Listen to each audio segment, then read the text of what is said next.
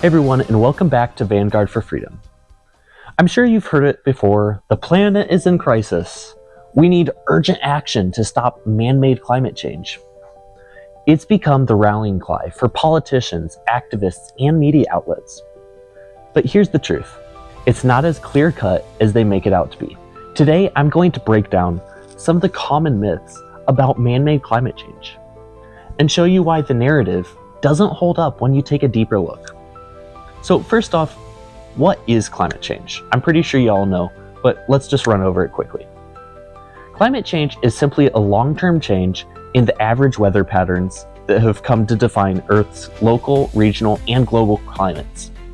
Climate change does happen naturally to some extent, but according to mainstream narrative, human activity, particularly the burning of fossil fuels, is supposedly causing a climate crisis.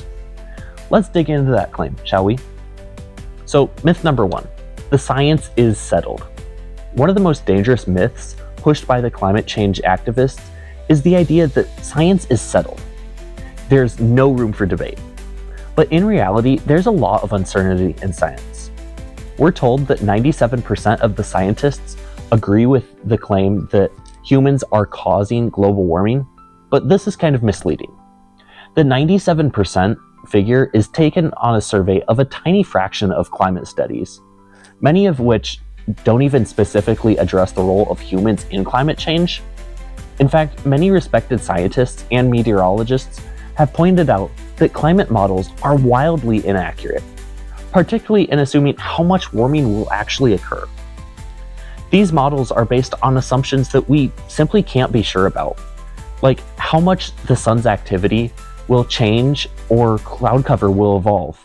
I mean, you've seen how many times the weathermen predict that these models and forecasts, and they simply don't happen. And yet these models are used as the primary justification for drastic government intervention. Myth number two, global temperatures are rising rapidly. You've probably seen the charts showing global temperatures spiking over the last century. They seem to show an undeniable rise in temperatures. But here's the catch. The data is not as clear as the media makes it out to be. First of all, temperature records are collected in ways that don't account for natural factors. Urban heat islands, where temperatures are artificially higher because of city development, are often the only parts in global temperature data. And in some regions, they've been excluded from the dataset because it doesn't fit the narrative. Another thing to point out, from the 1940s to 1970s, people were actually concerned that the Earth was cooling. So, why the change? Why the discrepancy? Global temperatures have fluctuated over the years. We've had warming periods and cooling periods. So, while the planet may be warming slightly now, it's not outside the range of natural variability. Myth number three, humans are the primary driver of climate change. So this claim is central to the entire climate change debate. The assertion that humans are the primary cause of global warming is based on the idea that carbon dioxide emissions, exclusively from fossil fuels, are driving the Earth's temperatures up. But the science is far from settled on this one. So first off, there are many natural phenomena that release more CO2 than fossil fuels. Volcanic activity and wildfires, for example, reach large amounts of CO2 and aerosols into the atmosphere. CO2 is a greenhouse gas, which does mean that it traps heat in the atmosphere. But also, how much will this affect the temperature?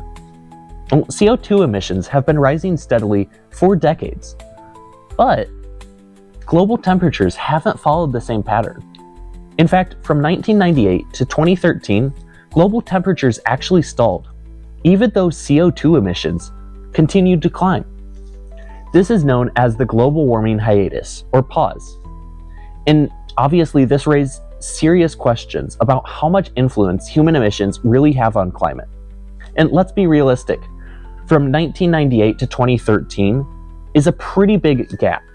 Solar radiation, the energy we receive from the sun, is actually a far more powerful driver of temperature changes than CO2. Over the past few decades, the sun has actually gone through a period of reduced activity, where some scientists believe it could be contributing to the slowdown in warming. Myth number 4. We are facing a climate emergency. The problem with this claim is that it exaggerates the actual risks we face. Yes, there are natural disasters like hurricanes, droughts, and wildfires, but the evidence linking these events to human-caused climate change is just not there. In fact, many studies show that extreme weather events aren't happening any more frequently than in the past, even though they say that rising temperatures will escalate the disasters. For example, when it comes to hurricanes, the data shows that the frequency and intensity of these storms have not been significantly affected by global warming. The same goes for droughts, wildfires, and floods. There is no consistent and clear trend that proves that climate change is making these events worse. Myth number 5. We need immediate government action to save the planet. There is a huge push for radical government intervention in the form of massive climate policies like the Green New Deal, carbon taxes, and stricter regulations on businesses. These activists claim that the only way to avoid catastrophe is to let the government take control. But is this really the answer? Let's be clear. If climate change was an issue, it's not something that would be solved overnight with a few sweeping policies. The solutions we would need would require innovation, competition, and the free market. We've seen time and time again, when governments step in and regulate industries, it leads to inefficiency, waste, and unintended consequences, such as the loss of freedoms on how we choose to live our lives. The solutions proposed by climate activists would not only be ineffective, but they would also harm the economy. Rising energy costs, job losses in traditional industries, and higher taxes would hurt families and businesses all across the nation.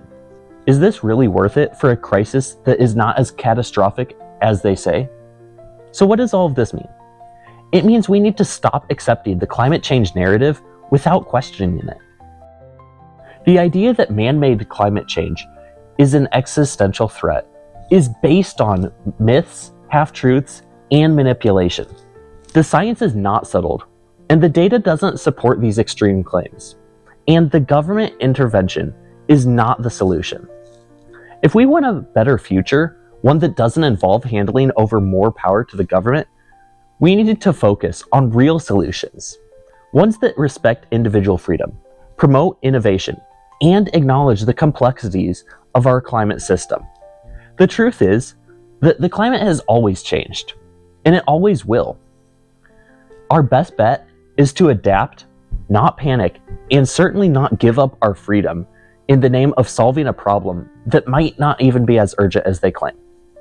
So the next time someone tells you that climate change is going to destroy the world unless we take immediate action, remind them that the real solution is innovation and freedom, and less government intervention. We can handle the challenges ahead, but only if we resist the myths and stay grounded in reality. Thanks for watching this video. If you enjoyed it, be sure to like, share, and subscribe to Vanguard for Freedom for more content that challenges the mainstream narrative. We've got to fight for freedom. That includes the freedom to think for ourselves and challenge the status quo. Thanks.